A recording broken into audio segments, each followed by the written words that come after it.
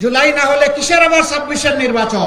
জামায়াতের পক্ষ থেকে কোটা সংস্কার আন্দোলন থেকে শেখ হাসিনা পতন আন্দোলন বা এক দফার আন্দোলন বা শেখ হাসিনার পতন দাবি করে কোনো বক্তব্য বিবৃতি বা কোনো আহ্বান বা কোনো ঘোষণা দেয়া হয়নি। গুপ্ত তোমরা লাভ নাই রে ভাই।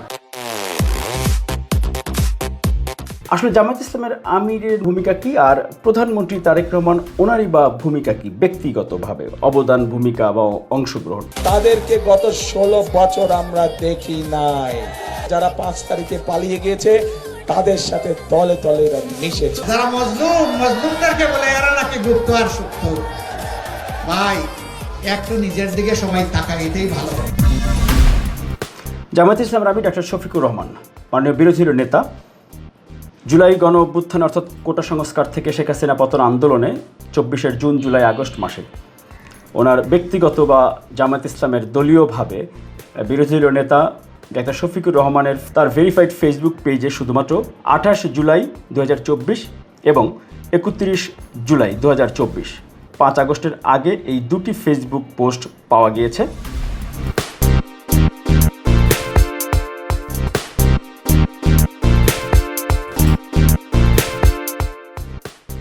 এবং ৫ আগস্টে ৩ দফা তিনি ফেসবুক পোস্ট দিয়েছেন। একটি হচ্ছে রাত ৮টা ১২ মিনিট, ৮টা ১৫ মিনিট এবং রাত ১১টা ৩৬ মিনিট। ৩টি ফেসবুক পোস্ট ছিল শুধুমাত্র।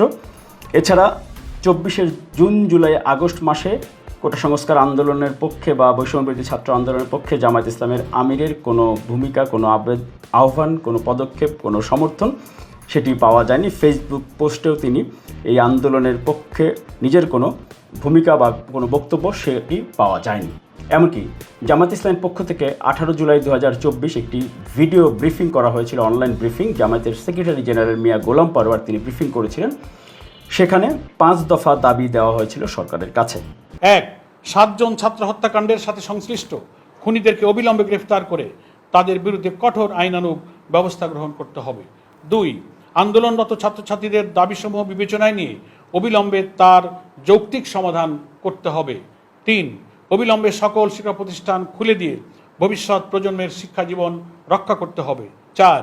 যারা সশস্ত্র হামলার নেতৃত্ব দিয়েছে ও হাজার হাজার ছাত্রকে আহত করেছে তাদের বিরুদ্ধে আইনানুগ পদক্ষেপ গ্রহণ করতে হবে। ৫. নিহতদের পরিবারকে উপযুক্ত আর্থিক ক্ষতিপূরণ দিতে হবে এবং আহতদের সুচিকিৎসার ব্যবস্থা করতে হবে। জামায়াত ইসলামের আমির ডাক্তার শফিকুর রহমান এবং জামায়াতের অফিসিয়াল যেই ব্রিফিংটি ছিল, ভিডিও ব্রিফিং, জামায়াতের পক্ষ থেকে কোটা সংস্কার আন্দোলন থেকে শেখ হাসিনা পতন আন্দোলন বা এক দফার আন্দোলন বা শেখ হাসিনার পতন দাবি করে কোনো বক্তব্য বিবৃতি বা কোনো আহ্বান বা কোনো ঘোষণা দেয়া হয়নি। এই আন্দোলনের সময় খুবই কৌশলী অবস্থান তারা নিয়েছেন। তাদের যে ফেসবুক পোস্টগুলো পর্যবেক্ষণে তাদের অবস্থান ছিল এমন যে শেখ হাসিনার যদি পতন না হয় তাহলে যেন জামায়াত ইসলামী কোনোভাবেই সেখানে শেখ হাসিনার কাছে বা আওয়ামী লীগ সরকারের বিরাগভাজন না হন। এই জন্য জামায়াত ইসলামী খুবই কৌশলী অবস্থান নিয়েছিল। আর শেখ হাসিনার পতন হওয়ার সঙ্গে সঙ্গে তারা একেবারে চারিদিক থেকে ঝাঁপিয়ে পড়েন জুলাই গণ অভ্যুত্থানের কৃতিত্ব। একইভাবে বিএনপিকে কীভাবে জনগণের কাছে ভিলেন হিসেবে উপস্থাপন করা যায় সেই চেষ্টাও তারা করতে থাকেন, সামাজিক যোগাযোগ মাধ্যম থেকে গণমাধ্যম, এমনকি বক্তব্য বিবৃতিতেও। সারা জীবন লুঙ্গি নিচে থাকিয়া চা বিস্কুট খাইছে, হেরা হন মিডিয়াতে আমরা সব জয় পেলাম, অথচ এরা মিডিয়াতে বট বাহিনী আছে। প্রধানমন্ত্রী বিএনপি চেয়ারম্যান তারেক রহমান কোটা সংস্কার থেকে জুলাই গণ অভ্যুত্থানে ২০২৪ সালের ১৫ জুন কোটা সংস্কারের পক্ষে শিক্ষার্থীদের পক্ষে তার সমর্থন এবং ভবিষ্যতে বিএনপি সরকার পরিচালনার দায়িত্ব পেলে কোটা সংস্কার করা হবে, শিক্ষার্থীদের যৌক্তিক দাবির মেনে নেওয়ার প্রতিশ্রুতি তিনি দেন ১৫ জুন ২০২৪। এরপরে ১৬ জুলাই রংপুরে আবু সাইদ, চট্টগ্রামে ওয়াসিম আকরাম সহ অন্তত ৭ জন শহীদ হন। সেই সময়ে বিএনপির ভারপ্রাপ্ত চেয়ারম্যান তারেক রহমান তার ভেরিফাইড ফেসবুক পেজ এবং বিএনপির অফিসিয়াল ডিজিটাল প্ল্যাটফর্মগুলোতে শিক্ষার্থী এবং দেশবাসী ছাত্র জনতার উদ্দেশ্যে তিনি দিক নির্দেশনামূলক বক্তব্য দেন। একই সঙ্গে তিনি দফা ১ দাবি ১ খুনি হাসিনার পদত্যাগ, নিরস্ত শিক্ষার্থীদের উপরে আওয়ামী হানাদার বাহিনীর সশস্ত্র হামলায় সারা দেশে এখন পর্যন্ত কমপক্ষে ৭ জন শিক্ষার্থী শহীদ হয়েছে। আমাদের ভাই বোন কিংবা সন্তান স্বজনদের ন্যায্য দাবি আদায়, তাদের পাশে থাকুন, হোক এই মুহূর্তের স্লোগান দফা ১ দাবি ১ খুনি হাসিনার পদত্যাগ। শেখ হাসিনার পতনের এক দফা আন্দোলনে সবাইকে রাজপথে সক্রিয় হওয়ার আহ্বান জানান। 18 জুলাই 2024 বিএনপির ভারপ্রাপ্ত চেয়ারম্যান তারেক রহমানের ফেসবুক পেজ, ইউটিউব চ্যানেল এবং বিএনপির ইউটিউব চ্যানেলে সেখানে তারেক রহমান শেখ হাসিনা পতনের এক দফা আন্দোলনের সঙ্গে সঙ্গে সেদিন তিনি আত্মবিশ্বাসের সঙ্গে বলেছেন, শেখ হাসিনার পতন এখন সময়ের ব্যাপার মাত্র।